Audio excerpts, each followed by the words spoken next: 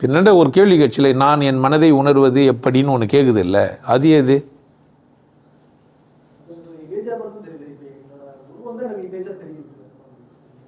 நான் கேட்டது ஒரு கேள்வி எழுப்புது இல்லை, அது எது? எங்கேருந்து கேள்வி எழுந்துச்சு?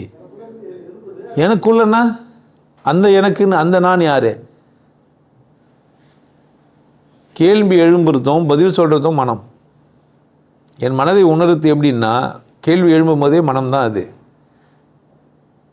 உணர்ந்துட்டேன்னு தெரிஞ்சிச்சேன்னா உணர்ந்துட்டேன், உணரலன்னு நினச்சா உணரல.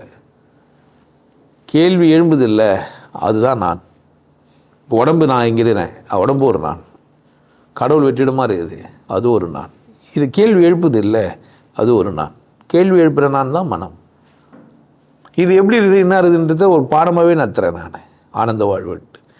இப்போ பப்ளிக்காக சொல்கிறது இல்லை, வியாபாரம் நடக்கணும்ல, அதுக்காக சில இடத்துல சொல்லியும் கூட இருப்பேன். இப்போ சொல்ல ஒரு டைமில் என்ன பண்ணியிருப்பேன், நான் மனதை பற்றி வேறு எங்கன்னா சொல்லியிருப்பேன். பல வீடியோ பார்த்தீங்கன்னா நீங்கள் அதெல்லாம் கூட கண்டுபிடிச்சிடலாம். ஏன் கிளாஸுக்கு வந்துட்டால் எனக்கு ஒரு வியாபாரம் ஆகுது இல்லை? கேள்வி எழும்புறது தான் மனம், பதில் சொல்கிறதும் மனம். அப்போ மனம் ரெண்டாக பிரிஞ்சிருக்குது, சரியா? சித்தி புத்தின்னு, அதுதான் சித்தி புத்தி விநாயகர்லாம்.